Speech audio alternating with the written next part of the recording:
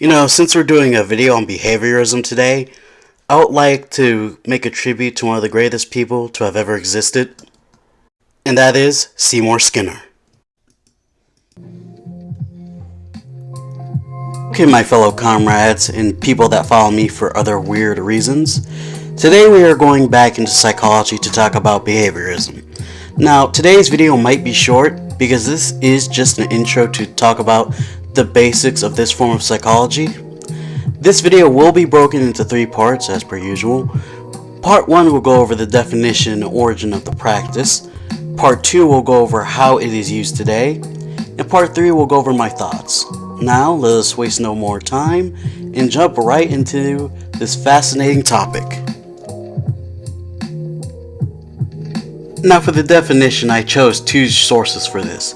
The first one, of course, being your standard dictionary definition, which states that behaviorism is a school of thought within psychology that focuses on observational aspects of behavior and excludes subjective phenomena such as emotions and motives.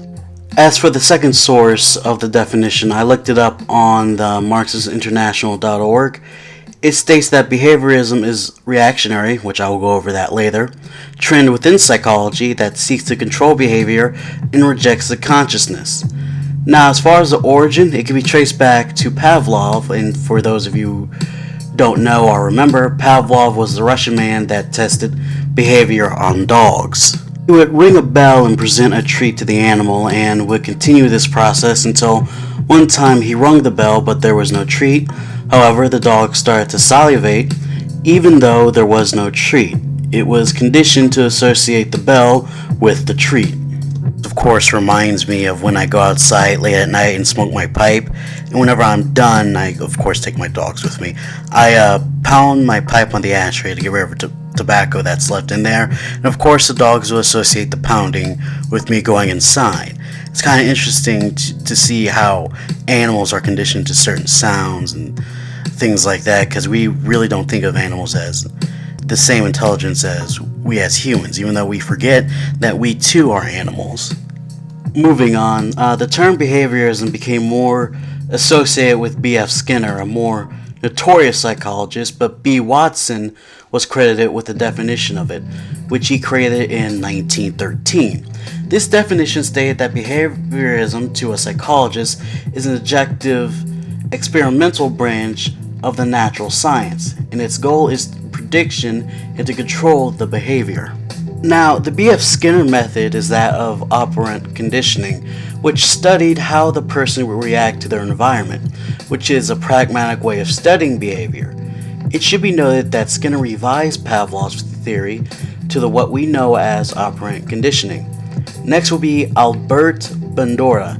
Now, he would state that social learning also is a factor of behaviorism, and he also says that modeling and rehearsal are also an important factor to learn others' behaviors. Albert also states that reinforcement is also a two-way street, meaning that if the reinforcement is used correctly or not, the user will most likely use the same method again. Now, in the 1980s, a man by the name of Fred Luthans used behaviorism in business and management with his organizational behavior method. Of course, this would be the reactionary method due to its supporting human capital management, and this method being said to be psych capital, if I'm correct. So in other words, he's a dirty capitalist, so yeah, fuck him. So how is this practice used today, one might ask? Well, in one article it states that with many psychologists who impose this, say it is too confined, the idea that psychology is only about observation of behavior, thus making the theory limiting. The article does state that it is effective in terms of investigating other theories. Behaviorism is quite useful, saying theories such as cognitive psychology has its basis within the theory of behaviorism. It is also had stated that the future of psychology uses the method of behavioral methodology rather than idealistic terms. However, the same article does argue that it needs to be reconstructed in order to be a beneficial theory of psychology. So, what are my thoughts on this subject? Well, it's mixed in a way. How so?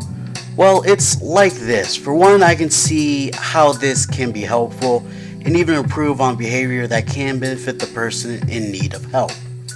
On the other hand, I can see how it is reactionary and can lead into a manipulation of a person that does not benefit them at all. So, in a way, I would argue that it depends who uses this technique and what are their intentions.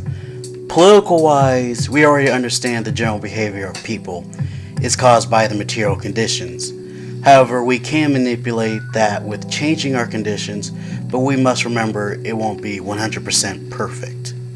So, in a way, behaviorism is quite useless in most cases and is just restricted to its own field. If you are into psychology or an actual behaviorist, tell me what you think I got wrong and feel free to correct me. Anyway, that will be it for today's video. I hope you enjoyed it. It was really short, much shorter than I expected. And I am sorry that I did not upload this on Monday.